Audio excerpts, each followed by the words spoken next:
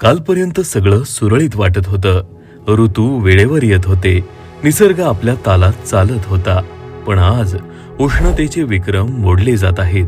नद्या तांडव करत आहेत. जंगलं जळत आहेत. हा केवळ बदल आहे की एक स्पष्ट इशारा?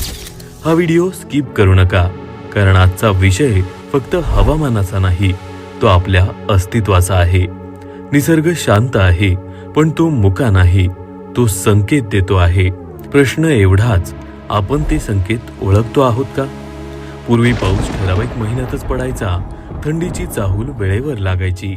उन्हाळा सहनशक्तीच्या मर्यादेत असायचा. पण आता काय घडत आहे? कधी असह्य उकाडा, कधी अचानक मुसळधार पाऊस, कधी अनपेक्षित गारपीट.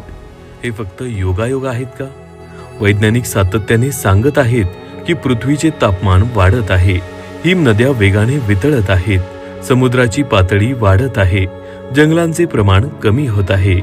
पण प्रश्न असा आहे, आपण खरोखर जागरूक आहोत का?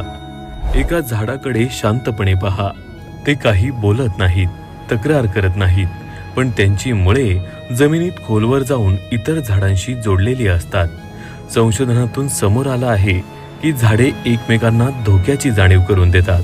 आग लागली तर, कीड वाढली तर, पाण्याची कमतरता भासली तर ते संदेश पोहोचवतात.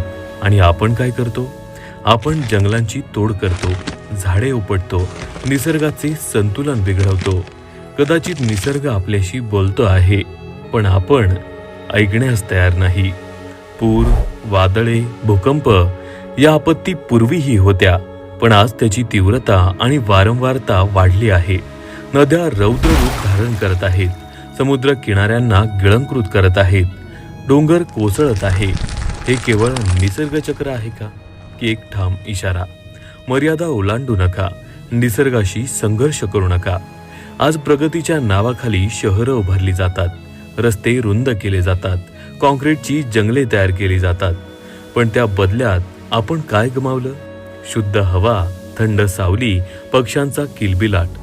आज आपल्या मुलांना नदीत खेळण्याचा अनुभव नाही, झाडावर चढण्याचा आनंद नाही. आपण आधुनिक झालो, पण निसर्गापासून दूर गेलो.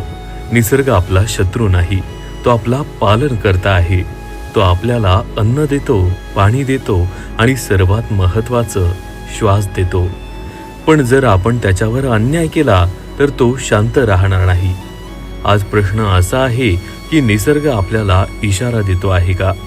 प्रश्न असा आहे, आपण तो इशारा ऐकणार आहोत का? जर तुम्हाला वाटत असेल की निसर्गाचं रक्षण करणं ही आपली जबाबदारी आहे, तर आत्ताच हा व्हिडिओ शेअर करा. जास्तीत जास्त लोकांपर्यंत पोहोचवा आणि अशाच समाज जागृतीच्या व्हिडिओंसाठी चॅनलला सबस्क्राईब करा. बेल आयकॉन दाबा, कारण बदल कोणीतरी दुसरा घडवणार नाही, तो आपणच घडवायचा आहे. योगदान फाउंडेशन, जिथे प्रत्येक प्रयत्न हा निसर्गासाठी असतो.